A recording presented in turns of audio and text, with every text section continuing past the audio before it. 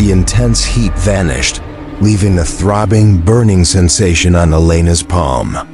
The teacher's voice in her head fell silent, as if the connection had been severed. The spirit outside, which had been frantically attacking, suddenly froze. The pounding stopped. The gurgling went silent, but this silence was even more terrifying. It was the silence of a cobra coiling.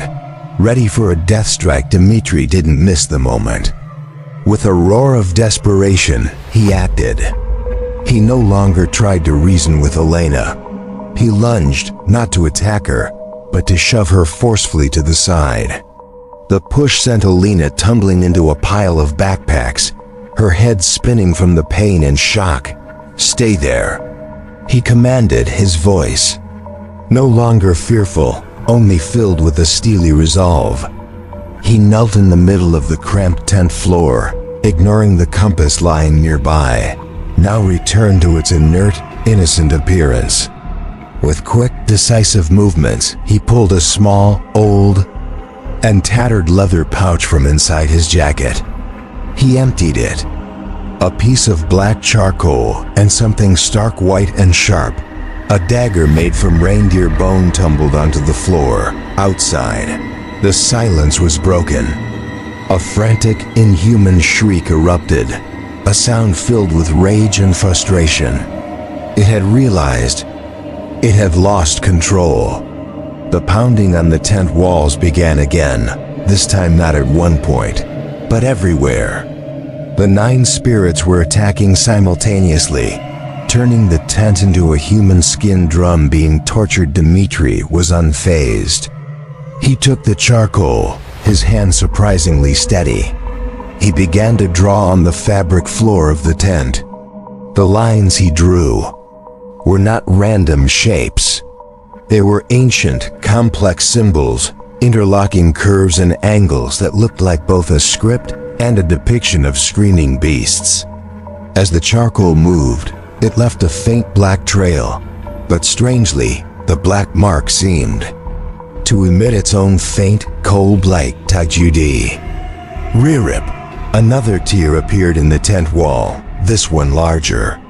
A blast of icy wind and snow poured in. Dmitri didn't look up.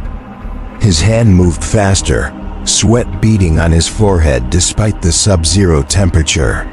He muttered words in an ancient language, a guttural tongue full of throat sounds, like pebbles grinding together in a glacial river. Finally, the symbol was complete.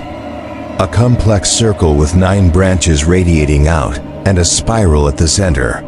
But it was still just a drawing. It had no life. Dmitri looked at the drawing, then at the bone dagger in his hand. He didn't hesitate for a second. He gripped the dagger, and with a swift motion, he sliced a deep cut across his other palm. Blood welled up, dark red in the ghastly light, almost black. He pressed his bleeding palm down, letting the hot drops fall directly into the center of the spiral sizzle. The moment the first drop of blood touched the symbol, a silent, cold wave of energy radiated from it. Every sound instantly stopped. The pounding, the shrieking, the howling wind, all of it vanished. The ghastly green light outside winked out. The voices in Elena's head fell silent, and absolute unnatural silence enveloped them. A silence deeper, heavier than even the silence of the mountain. It was the silence of an ancient power just awakened. A silence full of authority. They were safe. For now, inside the protective circle, Dmitri panted, his palms still bleeding. Elena sat stunned, her gaze shifting from the now harmless compass on the floor to the symbol emitting a faint, cold light to Dmitri's bleeding hand. Her entire scientific worldview had just shattered into a million pieces. Asterisk. They didn't shatter loudly. They collapsed in silence, like a city of glass crushed under an invisible pressure, not a single sound, leaving only a pile of glittering dust in her mind. Elena sat stunned, her eyes moving from the now harmless compass on the floor to the symbol emitting a faint, cold light to Dmitri's bleeding hand. The world she knew, a world governed by measurable physical laws and predictable chemical reactions, no longer existed. She was somewhere else, a place where blood could silence the screams of demons and charcoal drawings, could stop skeletal hands. Dmitri let out a long, shaky breath, a cloud of white vapor that dissipated in the tense cold air. He didn't look at Elena. He calmly tore a strip of fabric from his shirt hem and began to wrap it around his wound slowly, methodically. His calmness, in the midst of this chaotic and irrational scene, was more frightening than the screams from before. It was the calmness of a man accustomed to living with nightmares. The silence stretched on. Outside, there was not a single sound. That stillness was not peaceful. It was an emptiness, an absolute absence of life. It was as if their tent had been cut out of reality and was now floating in an infinite void. Finally, Elena spoke, her voice hoarse and cracked, as if unused for years. What was that? Dmitri tightened the final knot on the bandage, blood beginning to seep through, staining it a dark red. He looked up, and for the first time, Elena saw the infinite exhaustion in his eyes. That is the silent harvester, he said, his voice low and even. Or the scream eater, depends on the tribe. It is an ancient spirit, bound to this mountain. It doesn't kill with cold. That is just its tool. It kills with terror. Elena shook her head unconsciously, trying to deny it. Spirits aren't real, then. What did you just see, scientist? Dmitri asked, not with mockery, but with a raw, undeniable truth. A mass hallucination? A rare atmospheric phenomenon. He looked directly into her eyes. It eats fear. It feeds on suffering. And it harvests the final screams of its victims before they die. Those screams, they are its food. A shiver ran down Elena's spine. She remembered the insane laughter in the wind, the mournful screams, and those people. She whispered, barely daring to speak the words. The 9. They are not ghosts, Dmitri said, his voice dropping. Ghosts are lingering spirits. They are puppets, trapped echoes. Their souls have been harvested, leaving only the empty shells of their pain. The harvester forces them to reenact their deaths over and over, night after night. Each time, it wrings out a little more energy from their suffering. Elena's stomach clenched. She remembered the distorted faces, the writhing shadows. They weren't attacking. They were begging for help. Her gaze unconsciously drifted to the compass on the floor. That thing, Dmitri said, his eyes turning cold, is its eye, its lure. It doesn't point the way. It points to weak souls, those who carry guilt or pride. Like you. His words were like a slap. When you picked it up, you allowed it to see you. When you brought it in here, you opened the door for it. The whole situation crashed down on Elena, her morbid urge, the pride of a scientist wanting proof she had personally led the wolf into the sheep pen. This symbol, she said, pointing to the drawing on the floor. What is it? It is an ancient prayer. A fortress of belief, Dmitri explained. It doesn't banish it, it only blinds it. Inside this circle, we become invisible. We are silence. It cannot hear us, cannot see us, but it knows we are here. It is out there, listening, waiting. He looked at the tear in the tent wall where the cold wind was still seeping in. And this fortress will not last forever. Asterisk Dmitri's words hung in the cold air, heavy as a death sentence. Elena looked at the symbol on the floor. Its faint light seemed to be wavering, a little dimmer than before, like a candle in a draft. Their fortress was built of blood and belief, and both were running out time past in tense silence. Each passing second was a small victory, but also one step closer to the inevitable collapse. And then a change began. It came not from within, but from without. The low, steady hum of the storm, which had been the soundtrack to their horror, began to fade. It didn't vanish suddenly, but slowly, dissipated like a great beast sinking into a deep sleep. The absolute unnatural silence of the protective circle was now replaced by an almost normal stillness. Elena held her breath, listening. She no longer heard the wind whistling through the tiers in the tent. At the same time, the darkness inside the tent began to thin.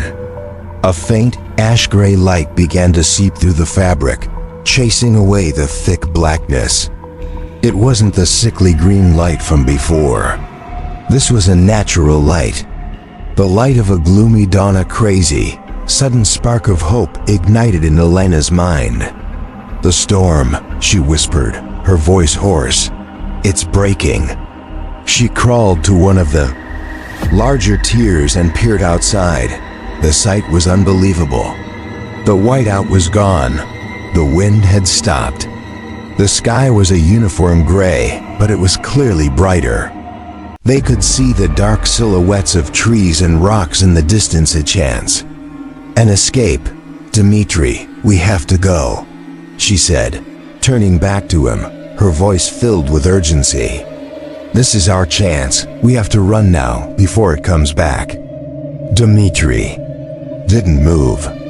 He sat there, eyes closed, his head bowed slightly. He wasn't looking outside. He was listening. "No," he said softly, his voice barely audible. "It's too quiet." "What's wrong with quiet? That's a good thing." Elena nearly shouted, her desperation making her impatient. "We can't just sit here and wait to die." "You don't understand," Dmitri said, finally opening his eyes. They held no hope, only an infinite weariness. "The mountain is never this quiet. There's always wind, even the slightest breeze. There are always distant avalanches. This silence is false." As soon as he finished speaking, another sound began. It was very faint at first, a distant, low beat, almost indistinguishable from the pounding of Elena's own heart. Thump, thump.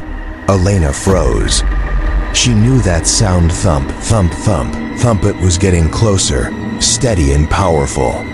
The sound of rotor blades chopping through the cold air. The sound of a rescue helicopter. "Do you hear that?" Elena cried, tears of relief welling in her eyes. "They found us. They found us." Hope exploded inside her, an emotion so powerful it was almost painful. She lunged for the radio, ignoring Dmitri's warning. "Elena, stop, it's a trap." She switched on the radio.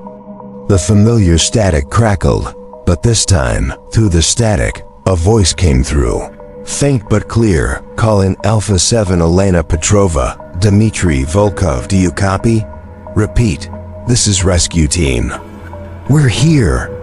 Elena screamed into the radio, her voice breaking with emotion. "We're here, we're alive." The helicopter sound was very close now, seemingly right overhead. But Dmitri wasn't looking up. He was looking down at the 10th floor. "Elena, look," he whispered, his voice filled with horror. Elena followed his gaze. The protective symbol on the 10th floor was changing. The dried blood at its center was no longer dry. It was bubbling, and a thin black smoke was rising from it, smelling like burnt meat. The entire symbol was trembling, its light flickering like a dying lamp. The fortress was collapsing. "Look outside," Dmitri roared, grabbing her arm and pulling her toward the largest tier. "Look closely." Elena looked out, and her world shattered. Once again, there was no dawn. The sky outside was still a black vortex of snow and darkness, illuminated by the ghostly green light. The storm was still raging. There was no helicopter. The sound of the rotors, the voice on the radio. It was all coming from inside the tent. She looked in horror at the radio in her hand. The rescuer's voice distorted, slowed down, and then morphed into another voice. A voice she would never forget. "There's nowhere to run, my dear Elena, Professor." Afanasiev's voice echoed from the radio, full of mockery and cold amusement. "The game has only just begun." The illusion shattered. All the ghostly sounds vanished. All that remained was the real roar of the storm and Elena's horrified, ragged gasps. They weren't just trapped. They were being toyed with. Asterisk, the radio fell from Elena's numb hand, clattering onto the tent floor. Professor Afanasiev's voice, cold and mocking, still echoed in her mind, a venomous reverberation that would never fade. The illusion shattered, and the brutal reality flooded back in, more intense than before. The real howl of the storm, the flapping of the tent fabric in the wind, and her own horrified, ragged breaths. The silence that followed was even more terrifying. The silence of a mouse that has just realized it's in a cat's mouth, and the cat has no intention of killing it quickly. And then Elena began to laugh. It was not a laugh of mirth. It was a broken, hideous sound that erupted from deep within her chest. A hysterical, cackling laugh.